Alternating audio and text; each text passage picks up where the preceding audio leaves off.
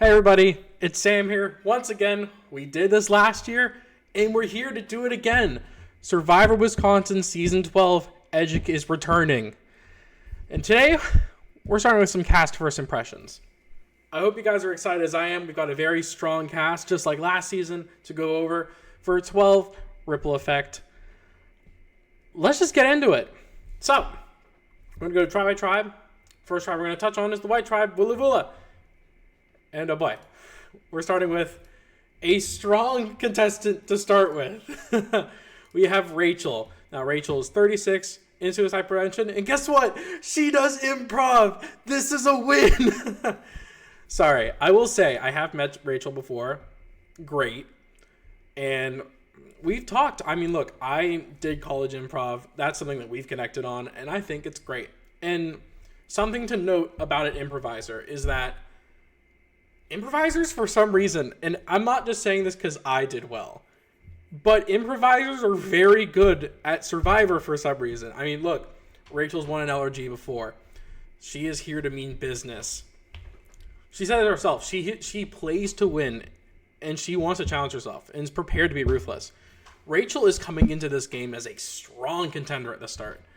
Like, the first person we're introduced to is, in my opinion, probably the strongest winner contender, just based purely off vibes. Now, my question really from that is her reputation, I guess, as a winner going to precede her potentially? I don't know. I don't know if people know she's won or not. Probably. But, yeah. Other than that, she says she has good one-on-one connection skills and is not really worried about group settings. Or, no, is worried about group settings, though. And, yeah, I think that's a very valid worry, especially starting a game out. I need to move my camera up. That's fine. I think it's a very valid worry to have at the very start of a game where you need to make these initial connections because those initial bonds will take you further in the game. And if you end up in a situation where last season, for example, with Sid and Zach, where you're kind of in a no-win game, in a no-win scenario, you could just end up treading water the whole season despite having the chops to play the game. I think it's very worrying. Also mentioned is not a 22-year-old man. And don't worry, Rachel, I'm 23. I was 22 when I won. Never mind. But yeah, look, and Rachel also brings up something that I think is a pretty good point. Survivor is a game in phases. The first phase, of course, is that pre-jury phase where you, look, just don't get out first. And look, build relationships. And there is a lot of truth to what Rachel says here. This happens pretty much every season when there is a first boot where statistically someone will get themselves out. Granted, that might be the first boot, that might be the second boot, that might be the third boot, that might be the fourth boot even. Normally people implode very early on. So I think personally, if Rachel can survive that very early game, she is going to be a force and have the chops to win this game. It's a matter of people let her. I don't know. We'll have to see the rest of her tribe. So, we have Kate. Now, Kate, 26, an IT consultant. Kate immediately popped up to me saying, hey, look, I want to keep under the radar first and then peek at merge. I'm going to be honest. When I first saw Kate on the screen, immediately she screamed Chaos Agent. And I would like to see her try to keep it under the radar because I personally don't think she's going to. I think she is going to play hard and be entertaining as hell for it. She doesn't want to be the one leading the charge, but she is going to sow chaos, which is like, yes, we want that kind of chaos in a game, especially as a viewer, just to watch is like awesome. She says she's into social seduction games, and it should help her in a game, and I do think there is truth to that. When you play these kinds of games a lot, you tend to pick up on how people lie, and that's useful. God, my hair is a mess. Now, she says, well, this is something that I think is pretty true generally, is the LRG bug, where it's like the want or need to play in an LRG. And look, I felt it. I have felt it in the past a lot. And look, she wants to come in and win. I think she says something that, like, she thinks people won't see her coming, and she kind of comes across a little bit scattered. And, you know, I kind of agree. That's kind of the impression I got from her interview, is that she was going a mile a minute, like talking. And really brain running a mile a minute, I think it does come across a bit as scattered. But if she can hone in on the game, I think she can do a good job. And finally, she wants to spread rumors to help further her game.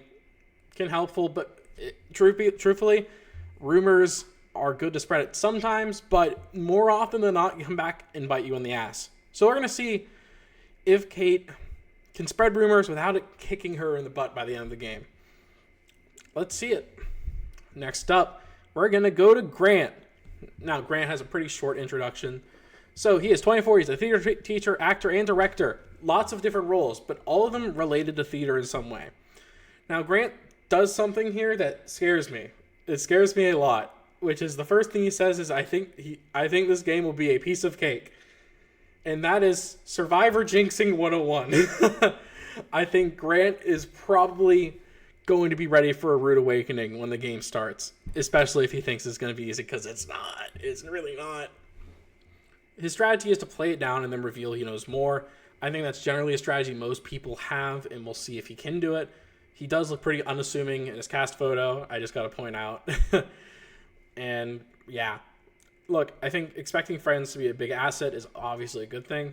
My only worry is something he also mentions as well, is that he gets tired easily. And so in a game like Survivor, where you need to have the mental endurance to keep it going for longer and longer and longer in a day, which granted for Wisconsin, it's not the worst thing in the world because you have food compared to other LRGs. But even still, needing to be able to push through that mental exhaustion that hits is a skill you need to have in the game.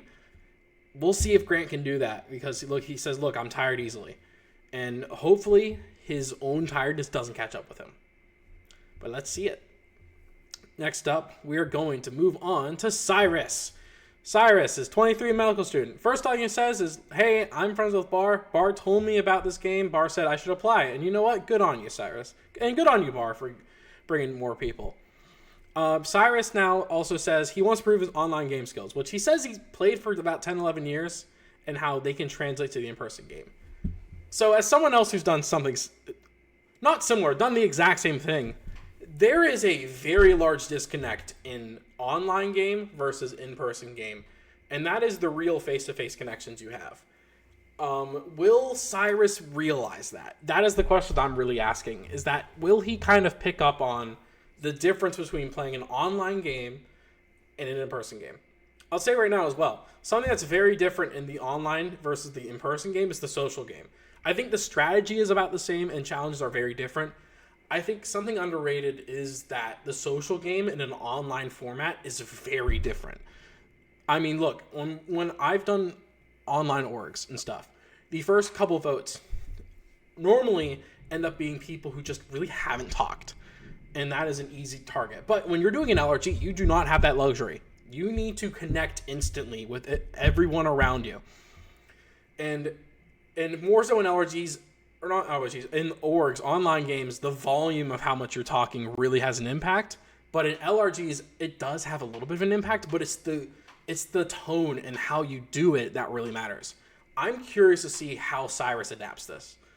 I don't know whether Cyrus will be able to adapt this, but I'm curious to see if he will or not. I don't know. It's going to be fun either way. I'm going to skip to the bottom real quick. He says he plans to crash out if he's eliminated, and I'm kind of excited for a crash out if he does. Like, come on. TV.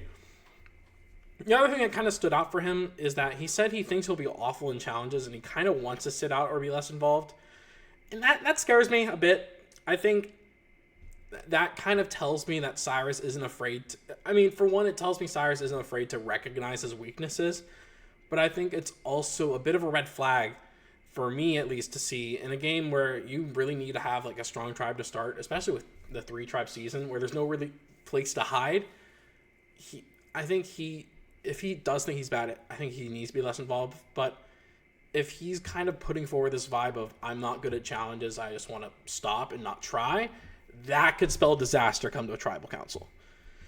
But look, I have some doubts, but I also will say 10 to 11 years of online game skills is no joke. Having that online strategic experience is going to be helpful. And if he can manage to fly under the radar and weasel his way into some kind of alliance or form some kind of alliance, I think he could go far. Like for most of these players, it's a matter of if. So, next up, we're going to go to Shane. Shane, 35 and accounting manager. Now, I'm going to try and read this and not mess it up. He's Trinity's husband's cousin's husband. I think I got that right.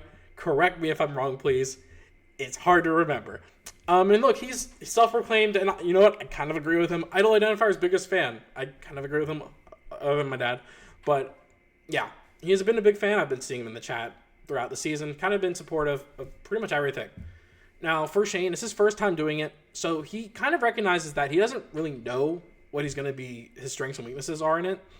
But something that he does note is that he's very calm under pressure. And I think that is very important for a Survivor game, to have some level of ability to handle pressure. Because if you can't handle the pressure in a game like this, then it's simply a death sentence. Well, he's nervous for a game. He's not sure how to do it yet. And you know what? Fair enough. No one does. And finally, he plans to take what is given to him. Doesn't want to have a big plan going in. And I think that's the right take. I think you can have as much of a plan going into one of these games for an LRG, but realistically, that plan is not going to happen. These games are too volatile, too fluid, to where if you're going in with a set plan of, I want to make a 4-person alliance, and we're going to dominate the game, then that's not going to happen. It's not how it works. Play it by ear. That's why improvisers are so good at it. But yeah, but look, I think Shane, he says he's focused on having fun and just going from there. And you know what? I like that approach. I think the best part about these games, I mean, winning is great, but I think the most important part is to enjoy it and have a good experience and have fun. And you know what, Shane? I think you'll make good TV just based on your attitude coming in. I'm excited to see what you can do. All right. Finally, we have Mason. I forgot I put that at the bottom. He's 23 and he's a freelancer. So, Mason, this is funny. He wants to do better than his friend Yamil, who's played twice. But realistically, he just wants to test his own abilities at Survivor. You might be wondering, what is he testing, really? So, fun fact about Mason. We're going to skip to the bottom real quick. So, I might know Mason as well. Mason has done a lot of online Survivor, specifically Minecraft Survivor. I'm not going to expose anything other than that.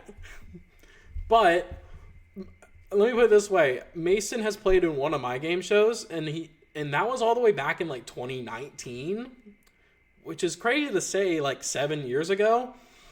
And so he's done a lot of Survivor. Let me put it that way. He has done a lot. And he's going to have some kind of chops coming into this game. So look, he says, look, I have a positive smile, a positive attitude. And the only thing that's really going to get him is paranoia and anxiety, which, yeah, fair. Especially if it's your first game, having that level of paranoia and anxiety can get you if you don't know how to manage it in a way that's not going to come off as threatening or someone to take out. I do think Mason can have chops to do very well. We did the cast draft the other day. I wanted him, I wanted him as my pick, and I couldn't get him. And I was like, damn it. Zach got to him before I could. But yeah, he is going to play well. I think he's going to have a good time. And I'm excited to see what he can do. And you know what, Mason? Yamil, you can do better than Yamil. Will you? I don't know. You can. I mean, look, Yamil's best placement is 9th. If you can do better than 9th, then you've already done better than Yamil. So, good luck to you, Mason. All right. Now, let's get to the second tribe, Molly. Or Molly. I don't know how they pronounce it, but I'm just going to roll with it. For Molly, first off, we've got Vishal. Now, Vishal is 33, is a trader. He's been doing LRGs for about a year, but if I'm remembering correctly from what he said, I don't know if he's won or not. I know he's made a final trial before. I don't believe he's won, but he could have. He's hopeful to win. Vishal, like his personality, I think Vishal is very like matter of fact and very just kind of like quiet. He also does that pose a lot apparently, just where he's like standing there like, yeah, I don't know. But he kind of sums his game up pretty quietly and pretty succinctly, where he's like, look, I understand how the one-day social game works, but it also might be a weakness because I'm not sure if I can execute it, which is a fair answer to give. I think for Vishal, he might understand how to do the social game, but he needs to connect well to the point where at the end of the game, the jury wants to vote for him over the others at the end. He says also something as well. He knows he can't lie, and he wants to stick on the truth, and I think that is a valiant idea. We'll see how long that lasts in a game where lying is kind of a little bit of social capital. The first time I ever did an LRG, I tried to not lie, and that got me second place. So, yeah. But good luck to Vishal. We'll see what he can do. Now, next up, we're going to Steve. Ooh, Steve had a long intro. I gotta say first, Steve had a long intro, but Steve's intro was really good. He's 35, he's an occupational therapist. He hasn't done a live game like this in 8 years, and he loves the game and has the itch. Yeah. He's got a Survivor tattoo, which, like, hell yeah. Which he says a lot, by the way, in his thing. Like, that fire puzzle tattoo. I think it was a fire puzzle. I couldn't tell fully. If it is, that is awesome. I just gotta say, that's really cool. I don't have this written down. It's mainly what he's saying. Steve comes off so likable and so confident in his interview. And just, like, when I saw his cast photo, it was not really what I was thinking about him. I'm like, oh, Steve, yeah, he seems fine. I don't see him doing as much. But after watching his video, holy shit. Steve, I think everything he says, he can kind of back up. Where he's like, I'm a good collaborator. I love working with others. I think it will make people want to work with me. And look, I think it will make... I want to work with him. Like, that's how much I'm watching it. I went back and watched the interviews again while making this after the cast draft, and I'm like, fuck, why didn't I draft him? Because he's looking very good. Something he also mentions, he isn't afraid of helping allies build resumes, as he thinks he can win against anyone in the end. That is a very slippery slope. And I think if Steve can find the right balance between supporting his own game and, like, building up his allies, I think it can work well. But his issue, he says, look, I'm not very observant. And so because of that, like, I don't think Steve's going to find an idol. If Steve finds an idol, he's cracked. But if he doesn't find an idol, he's going to focus on relationships obsessively, which is the right play in one of these LRG games, in these one-day games, because relationships are everything when it comes to it. And yeah, I have a lot of high hopes for Steve. I'd like to see him do well. If he gets out early, it's going to be sad, because I do think he's got a lot of potential as a strong game player. And I'm excited to see what happens. Also, his outfit kind of looks like a prisoner. I just got to say it, because it kind of does. Hopefully he isn't locked in the game, though. Or no. He wants to be locked in the game. You get what I'm saying. Hopefully his game isn't locked up. There we go. Got it in there. The end. All right. Let's move on to Chloe. Now, Chloe might look familiar. And it's not because of Midway Mayhem. It's because of Sadie last season. They're related. They're siblings. So, Chloe is 29, administrative assistant. She previously played Midwest Mayhem, and she wants redemption for how she played there. That was her first, if I believe she said that was her first LRG. I'm not 100% sure. I think that's what she said. And she's learned a lot from it. She learned that people tend to trust her. And so I think for Chloe, in a situation where she's learned where people like tend to trust her, buy into it and let them trust you and then break their hearts later. And Chloe's like, look, I want to form a strong number one bond, stick with them, the game, and run the game. Very interesting. We don't really hear much from Chloe in this intro, other than that, really. And so I think we're going to see her game. If she's anything like Sadie from last season, I think we're going to... And look, just because they're siblings doesn't mean they're playing the same, but they're family. If she is, I think she's going to be a loyal player. And I think she's going to be able to start to pick up on the game as the game goes on. Much like Sadie did previously. Chloe could be a main character. We don't know. We'll find out. So, next up, we've got Kayla. Kayla is 33. She is a stay-at-home mom. I'm going to try... Kayla, you're probably watching this. I'm going to try really hard to not talk about your dad. Other than that. She's playing to challenge herself, step outside her comfort zone. Look, her family is very survivor-pilled. I don't know if this is Kayla's first LRG, but I do think she is wanting to step up her game in her LRG to make her own name versus having her family's names all be out there. And she says, look, I have a heart in my sleeve. I'm emotional. I don't have a poker face.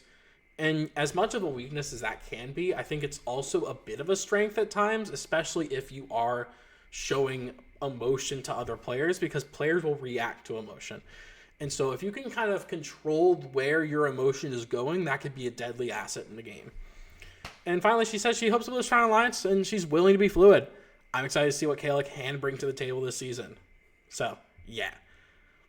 Not much else there from her intro, but she's going to be a strong player. I think she's going to have some strong social play, and I'm excited to see what happens. Now, we will get to Sam. Yay! Yay, it's another Sam. I'm so excited. Yeah, she's 29, and I don't know her job. I don't think she ever said it, but it doesn't matter. She says she's had a very good recent track record in LRGs, with like her fourth place being her worst recently. I will say she has confirmed to me that, like, other than that, she has done worse in the past, but I don't care. It's recent history. Doesn't matter. I don't care about how well you did in the past. It's how you do now.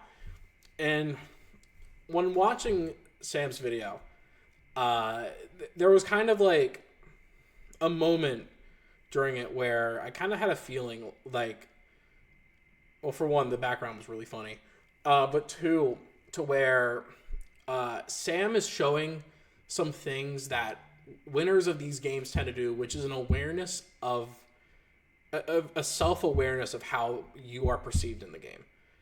I'm skipping a couple lines here just to mention it. Because she is self-aware how she plays, and I think it's and she says, look, I'm very aware of how others feel about her perception, and that is extremely important when coming to this game. I think there are certain aspects you get from an LRG winner to where you understand, after you understand that's why they won. And I think one of the main reasons for it is being self-aware of how others are seeing you. And that rang a lot of I want to draft this person bells in my ear. Also, same name, duh. But yeah, her base approach, she says, look, stay loyal until I need to cut them. Yeah, fair enough. She's friends with Jimmy from another LRG and got recommended from Jimmy to play in this one, which is very high praise considering Jimmy's like position in the idol identifiers community. First time getting fourth place to me, and the second time winning. But she says, look, I'm nervous about not living up to the hype. Thanks, Jimmy. Yeah. Thanks, Jimmy. Good job. You know what? If you don't live up to the hype, it's perfectly okay. I'll just be slightly upset. No, I'm kidding. I won't be upset. I'm not going to, I swear. But, yeah. I think having that level of nervousness going into the game of not I don't want to play poorly is I don't want to fuck up can be a great motivator. Do you want to know why I know that can be a great motivator? I had that motivation in Season 8. I didn't want to fuck it up. I spent like a lot of money on that trip and I was like, I don't want to get out early. I need to make it worth it. And so I think for Sam, this game is about making it worth it. Another note, 3 tribes, not a lot of room to navigate if you start losing. I personally don't think this orange tribe is going to be the disaster tribe of this season. If there is a disaster tribe, I mean, I'm just going to skip ahead. I think pink is likely to be a disaster tribe just based on the makeup and just what the players are saying. I don't know. I have a lot of high hopes for Sam, but not too high in order to temper expectations. Right now, Sam is like my second winner pick just based on first impressions. And yeah. Awesome. Now we have Michael. Michael, he's 31. He also didn't say his job. Maybe. I might have just missed it. Whatever. Michael has a pretty short intro. He's like, look, I want to smile. I want to be likable. I want to blend in. And he recognizes some other people from previous games. But just because of that, doesn't mean he's going to caught between alliances because, just because he knows someone doesn't mean he's going to work with them. And so for Michael, he plans to float. He plans to be the floater who goes between alliances that can get him to the end. And playing that game is very dangerous, but very rewarding if done right.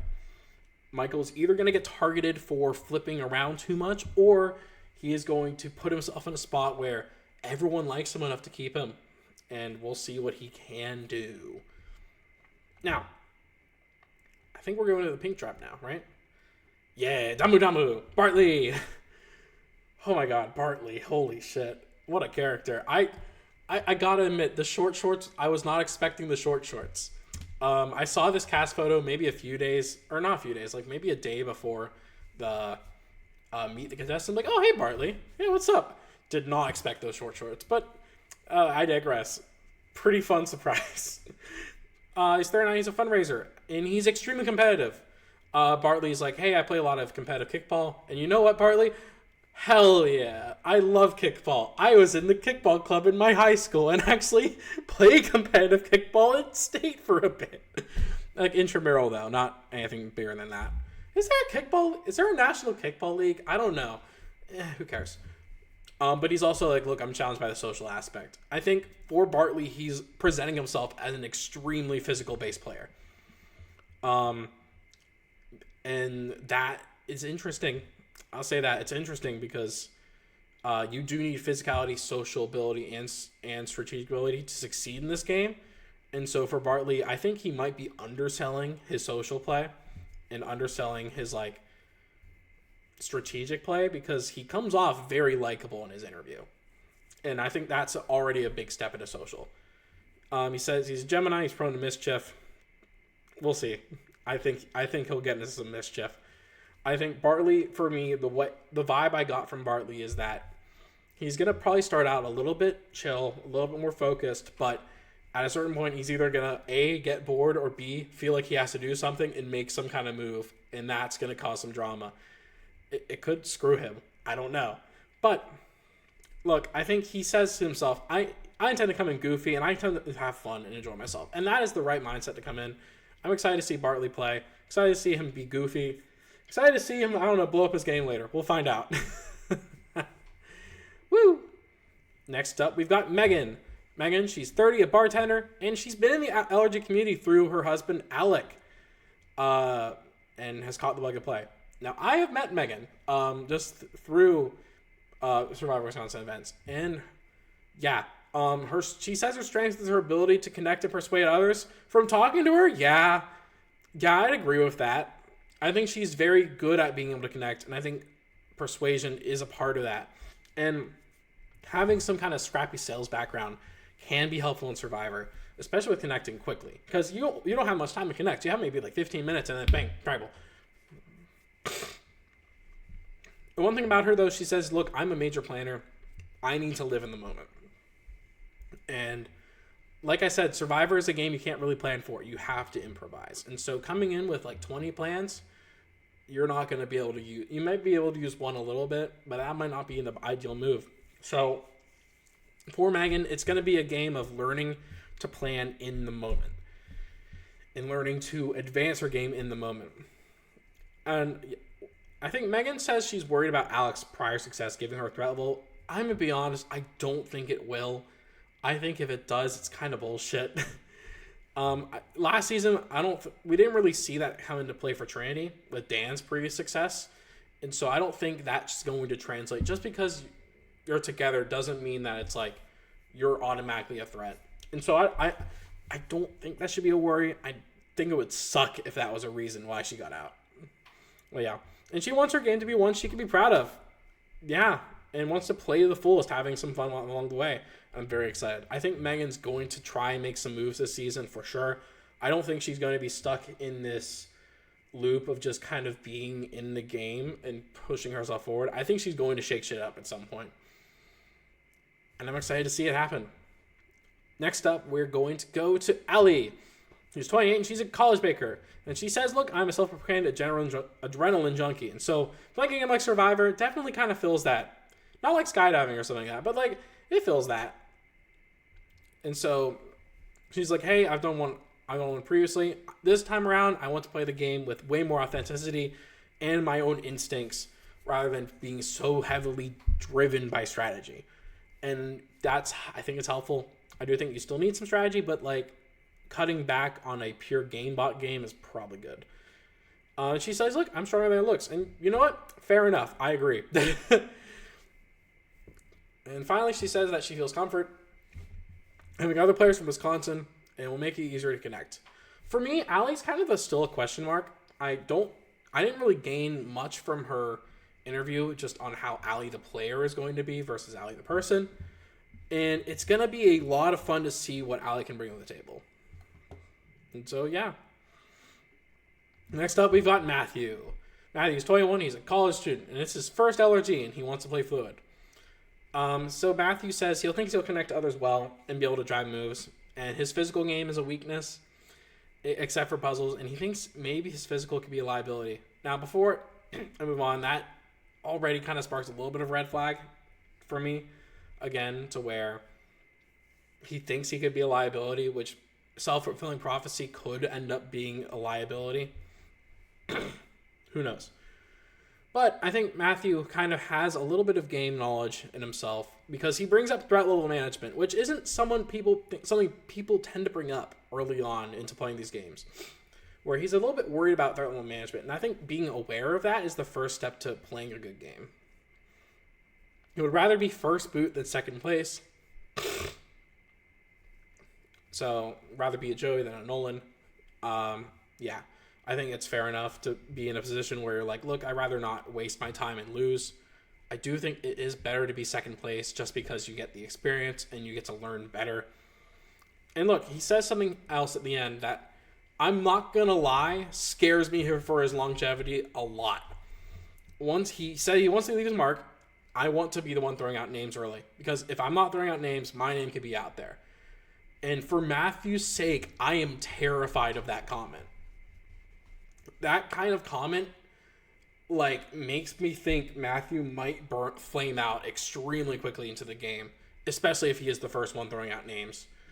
We saw it last season with Zach, where Zach threw out maybe 2 or 3 names in the first tribal, and his ass got voted out. And he kissed his ass goodbye. Sorry. I think it's also pretty funny how, I think, does Zach have Matthew on his team? I can't remember. I think it's funny how Zach has him on a team with him as well. If I'm remembering correctly, double check it. Yep. And so, I think for Matthew, he might start throwing out names. If he does, he's got to be careful because that can bite him quickly. But I think if he can start surviving the first 3 votes and put himself in a spot where he is the one leading the drive on votes, that could set him up really well for Merge. And that could be a way for him to become a bit of a threat, but a threat who can win. So Matthew, for me, is very, very boom or bust. I'm leaning bust at the moment, but he could boom. Like I said, boom or bust. Now, next up, we are going to Kiana. Kiana's a 26, and she is a stay-at-home mom. First LRG, she's outside her comfort zone. The most interesting thing Kiana really brought up during it is that she feels like she's not intimidating, and she thinks she can blend in by being non-threatening and friendly. And I think in the early game, being less intimidating and more blending in is the name of the early game. Letting other people make mistakes and letting other things happen. But she also says she's worried about letting her tribe down physically. And that scares me as well. We've now had 2 people on this pink tribe mention that they're worried about letting people down based on their physical acumen. And what that tells me is, this tribe might be a disaster. We might see this tribe. Actually, we've had 3 people at this point. This tribe might start losing a lot. And that scares me, especially for these players' games. But she says, look, I want to make most friends at first, and I want to grow in my confidence. And so I think for Kiana, she's going to start out in a bit of a rough spot. Just starting this game. I think Kiana can grow a lot during the game to the point where, come to the end, she could be a big threat to win it. It's a matter of how can she grow. And how can she grow as a game player as the season goes on. And finally, we have Stefan. Stefan. Oh, boy. I've met Stefan. He's funny. He's very funny. I'm not going to lie. I audibly laughed at his interview a few different times. Yeah. 30, he's a paramedic. He needs to follow in the footsteps of Amaris because she's got too much clout here. And you know what? I agree. She's got a lot of clout here. She almost won Season 9. So, yeah. And Stefan's like, look, Here's my strength. I failed a few times. Hopefully I learned from them. But maybe I didn't. And I'm not gonna lie, that killed me in this interview. Stefan, I just think, comes off very comical and very funny at first. And I think as much as Stefan is taking this game a little seriously, I think he's probably taking it a lot less seriously than other people in the game. Because I think he's got that chill vibe to him that could benefit him very well. But look, he gets bogged down the weeds. He's going to let someone else speak first, but he's not going to stop speaking. So what that tells me is he's going to not speak first at the first round, and then every other round he'll probably be the first one to say something. But it's fine. And he's like, look, I'm joking. I'll get first boot, come back in the back, and I'll win it. So yeah, boom. Stefan kind of comes off as like the comic relief so far. I do think Stefan has some actual game chops though, and I'm excited to see what he can bring to the table. And he's masking it pretty well. And so, y'all, that's all I have for our first impressions of the cast for Season 12. I think we're in for one hell of a season, no matter which way it goes. There are a lot of players who are here to play and here to win. I'm excited. I hope you guys are at home excited. And I'll see y'all next time. Bye, everyone.